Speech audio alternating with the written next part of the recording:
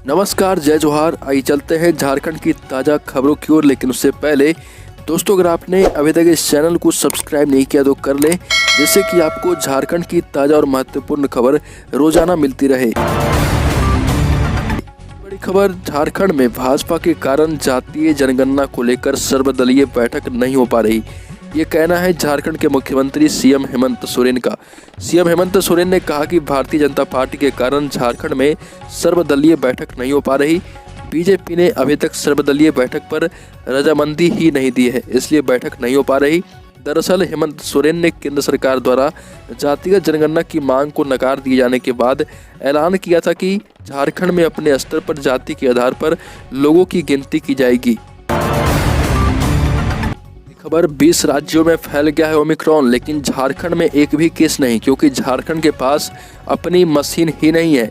झारखंड में genome sequencing machine नहीं होने के कारण झारखंड में ओमिक्रॉन फैलने के बाद भी नहीं चल रहा पता। 20 से अधिक राज्यों में थर्ड वेव के दौरान पता लग गया था कि कोरोना का नया वेरिएंट ओमिक्रॉन है और इसी की वजह से संक्रमण तेजी से फैल रहा। लेकिन झारखंड में अब तक इसका पता नहीं लग सका है, क्योंकि यहाँ जीनोम सीक्वेंसिंग मशीन ही नहीं है।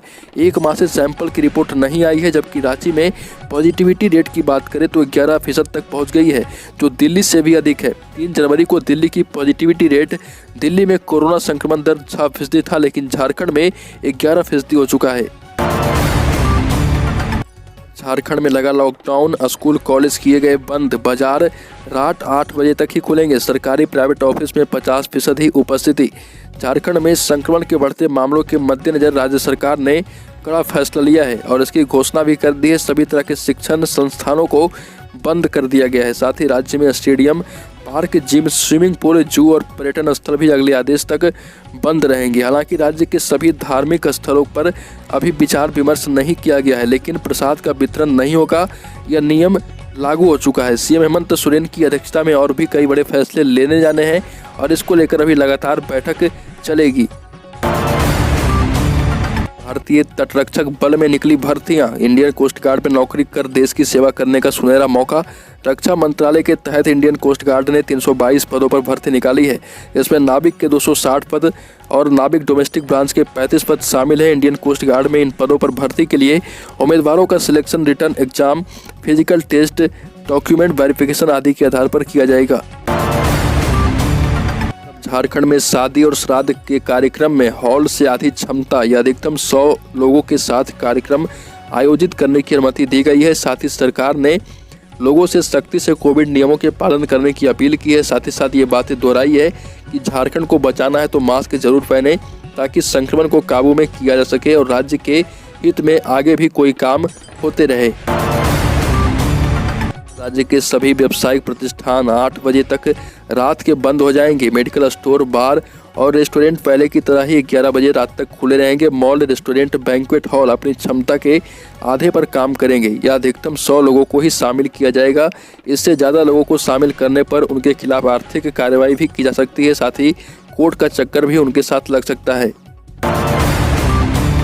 ट्रांसपोर्टेशन पर 15 जनवरी के बाद होगा निर्णय। बैठक में फिलहाल नाइट कर्फ्यू और वीकेंड लॉकडाउन पर ही निर्णय हुआ है। आपको बता दें कि सरकार राज्य में संक्रमण की स्थिति पर नज़र बनाए हुए है और बस संचालकों और सभी तरह के टेम्पू संचालकों के लिए 15 जनवरी के बाद निर्णय लिया जाएगा। 15 जनवरी के बाद आपदा प्रबंधन की दोबारा से बैठक होगी। हालात को देखते हुए सरकार आगे भी फैसला लेगी कि ट्रांसपोर्टेशन को पाबंदियों पर निर्णय लिया जाए या फिर नहीं, बसों को बंद किया जाए या फिर नहीं। राज्य में संक्रमण की जांच के लिए बढ़ाई गई संख्या, कोरोना जांच की संख्या में हर हाल में वृद्धि की जाएगी। राज्य में अधिकारी को सुनिश्चित करने को कहा गया है। सभी कोविड केयर अस्पतालों में ऑक्सीजन युक्त bed, ICU bed, normal bed, अनिवार्य दवाएं आदि व्यवस्थाओं को चुस्त दुरुस्त रखने का निर्देश दिया गया। सभी भीड़ वाले क्षेत्रों में कोविड-19 अनुकूल व्यवहारों पर कड़ाई से पालन सुनिश्चित करवाने को निर्देश दिया गया है। सीएम हेमंत सोरेन ने खुद इसकी जानकारी दी है। साथ ही साथ उन्होंने कहा कि राज्य के लोगों से कि मास्क जरूर पहने और कहीं भी भीड़ भाड़ वाले स्थानों पर ना जाएं। झारखंड में कोरोना का कहर जारी है। रांची में एक की मौत, रिम्स में परीक्षा रद्द किए गए। झारखंड में कोरोना का कहर दिन प्रतिदिन बढ़ता जा रहा। रांची में एक साथ 615 नए मरीज मिले हैं। इसमें 4 डॉक्टर, 13 छात्र और 2 नर्स भी शामिल हैं। चिंताजनक यह है कि राज्य के धनबाद, जमशेदपुर समेत 5 जिलों में 100 से अधिक नए केस मिले हैं। वहीं बोकारो में 95 संक्रमित मिले। जमशेदपुर में एक मरीज की मौत भी हुई है। गढ़वा के डीसी और कोडरमा में सीजीएम समेत कोई कोर्ट कर्मी भी पॉजिटिव पाए गए हैं। देर रात तक मिली जानकारी के अनुसार पूर्वी सिंहभूम में 128, पश्चिमी सिंहभूम में 100, सरायकेला में 8, धनबाद में 109, देवघर में 102, बोकारो में 95, कोडरमा में 36, दुमका में 15, जामताड़ा में 8 और गोड्डा में 6 संक्रमित पाए गए। केंद्र सरकार ने झारखंड के आईएएस कैडर पदों की संख्या बढ़ाकर 224 की। केंद्र सरकार ने झारखंड के आईएएस कैडर की अधिकृत स्वीकृत संख्या 215 से बढ़ाकर 224 कर दी है। पिछली संख्या की तुलना में 9 और पदों की वृद्धि की गई है। केंद्र सरकार ने नई स्वीकृत संख्या के अनुसार वरिष्ठ कर्तव्य पदों की कुल संख्या 122 होगी। केंद्रीय प्रतिनियुक्ति पर 48 होंगे, राज्य प्रतिनियुक्ति पर 30 होंगे, प्रशिक्षण आरक्षित 4 होंगे, जबकि अवकाश आरक्षित और कनिष्ठ पद आरक्षित 20 अधिकारी शामिल होंगे। कोयलांचल इन दिनों केंद्रीय जांच एजेंसियों के रडार पर है।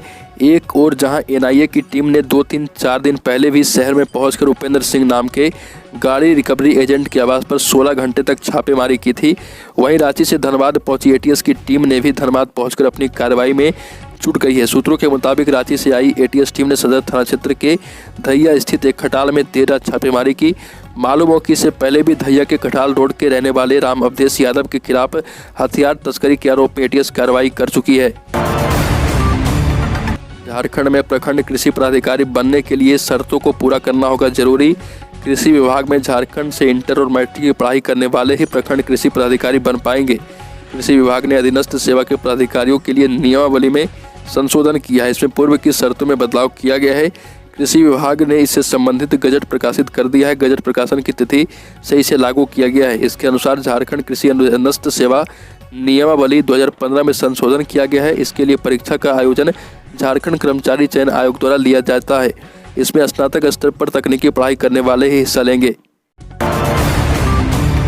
रांची में 5 से शुरू होगा ई कल्याण पोर्टल। आपको बता दें कि झारखंड के अनुसूचित जाति, जनजाति और पिछड़ा वर्ग के छात्र छात्राओं के लिए कल से ई कल्याण पोर्टल खुलेगा। छात्रवृत्ति योजना के लाभ के लिए कल्याण विभाग ने दिशा निर्देश जारी किया है। इसमें झारखंड के अंदर या राज्य के बाहर मान्यता प्राप्त बीएड कॉलेजों के शैक्षणिक सत्र 2020-22 के लिए वर्ष 2021 में नामांकन लेने वाले छात्र छात्रा आवेदन कर पाएंगे।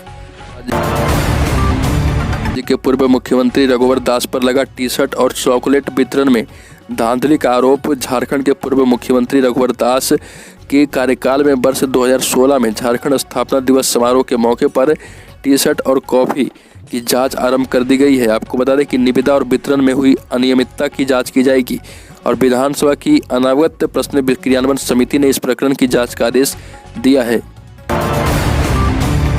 झारखंड में उत्तर पश्चिम की ओर से आ रही बर्फीली हवा का असर दिखने लगा है।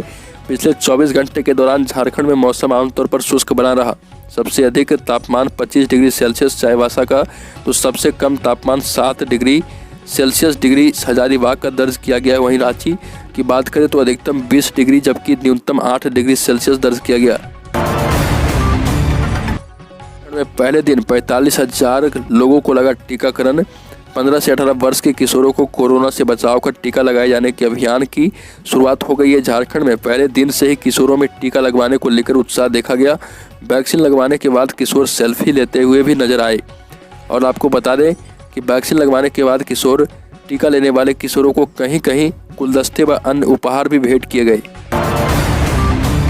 जेटेट परीक्षा में SC/ST छात्रों के पास मार्क्स में हुआ बदलाव। अब 55 की जगह लाने होंगे 50 अंक। आपको बता दें कि जेटेट परीक्षा के पास प्राप्त अंक में बदलाव किया गया। अब ST/SC छात्रों को 55 के बजाय 50 अंक लाना होगा। वहीं दिव्यांग छात्रों को भी इतने ही नंबर लाने होंगे। साल 2019 की नियमावली में 60% अंक निर्धारित किया गया था। झारखंड शिक्षक पात्रता परीक्षा यानी कि जेटेट में अनुसूचित जाति, जनजाति व दिव्यांग छात्रों के पास मार्क्स में बदलाव किया गया है। इन वर्गों के छात्रों के लिए परीक्षा पास करने का न्यूनतम अंक 50% होगा।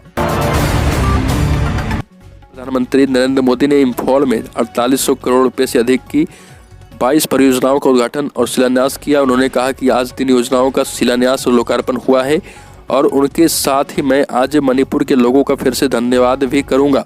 अपने मणिपुर में ऐसी स्थिर सरकार बनाई जो पूरे बहुमत से, पूरे दमखम से लड़ रही है। अगली खबर, बेकार बांध राजेंद्र सरोवर की तर्ज पर शहर के 3 और तालाबों का अमृत योजना के तहत सौंदर्यीकरण किया जाएगा। आपको बता दें कि धनबाद के बेकरा बांध राजेंद्र सरोवर का सौंदर्यीकरण भी अमृत योजना के तहत ही किया गया है। तीनों तालाबों के जीर्णोद्धार और सौंदर्यीकरण को लेकर निगम ने अपनी कवायद तेज कर दी। जिन 3 तालाबों का चयन किया गया है उनमें कोला कुसमा स्थित राजा तालाब, बाच एंड वाच कॉलोनी स्थित लोको टैंक तालाब और बरमसिया छठ तालाब भी शामिल है। तो दोस्तों, झारखंड की ताज़ा खबरों में अभी के लिए इतना ही। अगर आपने अभी तक इस चैनल को सब्सक्राइब नहीं किया तो कर लें, जिससे कि आपको झारखंड की ताज़ा और महत्वपूर्ण खबर रोजाना मिलती रहे।